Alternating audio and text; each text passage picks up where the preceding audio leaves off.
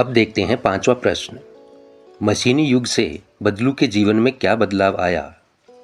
उत्तर है, मशीनी युग के कारण बदलू का काम छिन गया था। वह बेरोजगार हो गया था।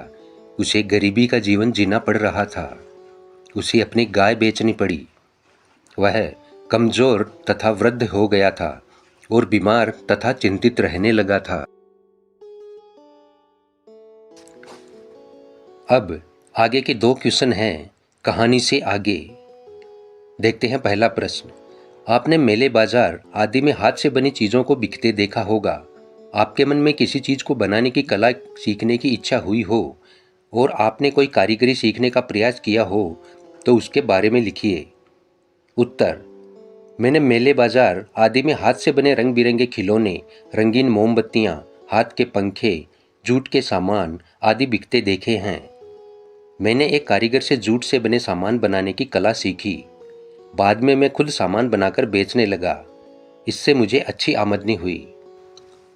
अब है दूसरा प्रश्न। लाख की वस्तुओं का निर्माण भारत के किन किन राज्यों में होता है? लाख से चूड़ियों के अलावा क्या क्या चीजें बनती हैं? ज्ञात कीजिए।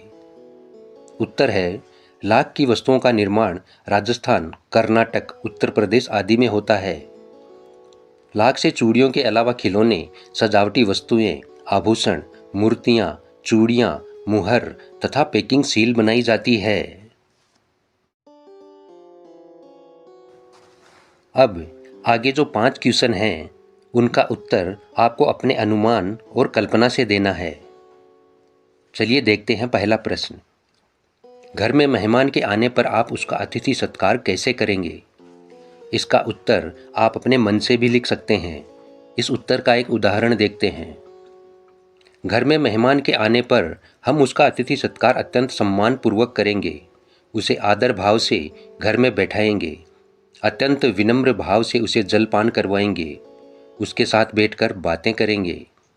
वेदों में भी अतिथि को भगवान का रूप माना गया है। अतिथि के आने पर हमें कोई ऐसा काम नहीं करना चाहिए जिससे उसे असुविधा या कष्ट हो। अनुमान और कल्पना भाग में दूसरा प्रश्न। आपको छुट्टियों में किसके घर जाना सबसे अच्छा लगता है? वहां की दिनचर्या अलग कैसे होती है? लिखिए। उत्तर देखिए।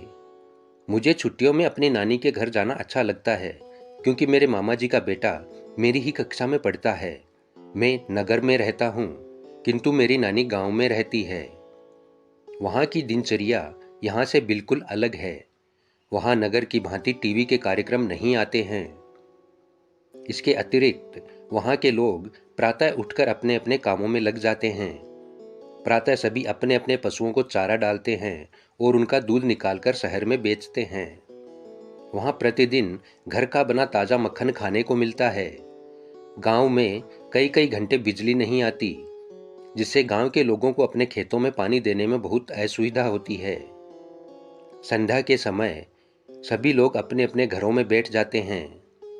कुछ लोग चौपालों में बैठकर बातें करते भी देखे जाते हैं। ऐसा शहरों में नहीं होता है। यह उत्तर आप अपने मन से लिखेंगे, अपने अनुमान और कल्पना से।